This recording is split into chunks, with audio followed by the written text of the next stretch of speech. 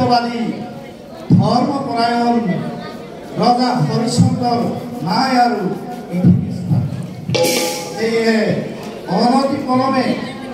স্বৰ্গপুৰে আনিব লাগিব সেই পৃথিৱী অদ্বিতীয় অযুক্ত দেৱৰাজে পালে এইখিনিয়ে স্বৰ্গৰ প্ৰতিষ্ঠা কৰি মইতো খাবলৈ ধৰ্মৰাজ ৰজা হৰিশ্চন্দ্ৰৰ পৃথিৱীত আৰু আছে বহুত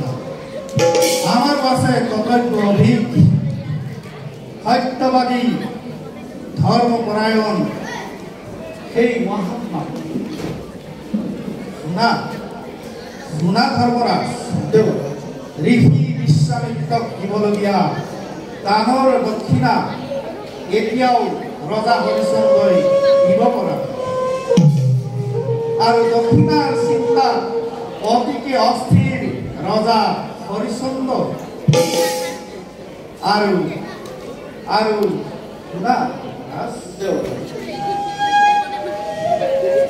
ৰজা হৰিশ্চন্দ্ৰই যি দক্ষিণা দিবৰ বাবে অতিকে ব্যাকুল আৰু একে সময়তে দক্ষিণাৰ বাবে লালায়িত ঋষি বিশ্বামিত্ৰৰ পৰা দুটা পক্ষৰ সময় লৈ ৰজা হৰিশ্চন্দ্ৰই কাঠিভাৱে কৰিছে গমন আৰু দুটা পক্ষৰ অন্তত গৈ ঋষি বিশ্বামিত্ৰ উপস্থিত হ'ব কাঠিভাৱে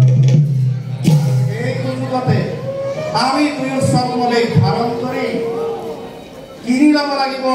ৰজা হৰিশ্চন্দ্ৰ আৰু তেওঁৰ পত্নী সন্ধ্যা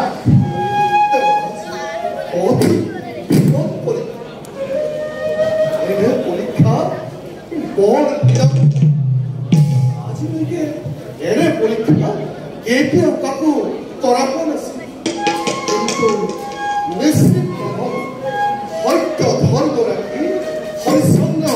উত্তীৰ্ণ হ'ব অতি অগ্নি দত্ত হ'লে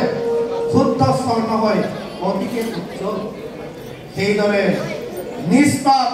সত্যবাদীসকলৰো নানা বিপদ বিঘিনিৰ মাজেৰে প্ৰকাশ পাই পুণ্য আৰু সত্যৰ দেউতি ধৰ্মৰাজ আমাৰো আছে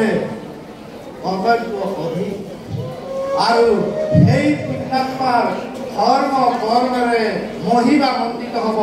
সেই ধৰাধাম গতিকে বলা পলম নকৰি আমি যাওঁ মধ্য বল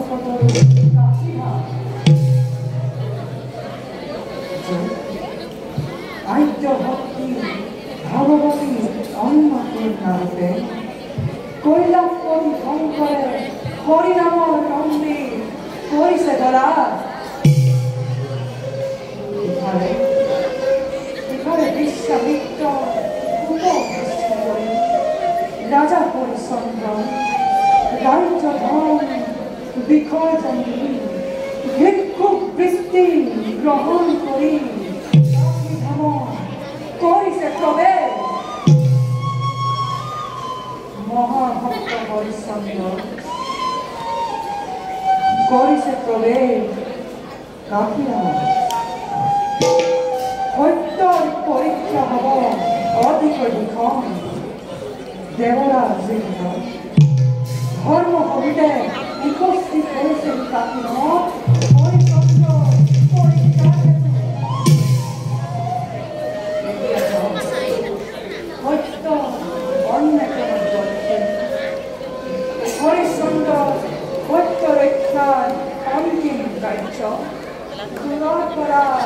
Coronirection.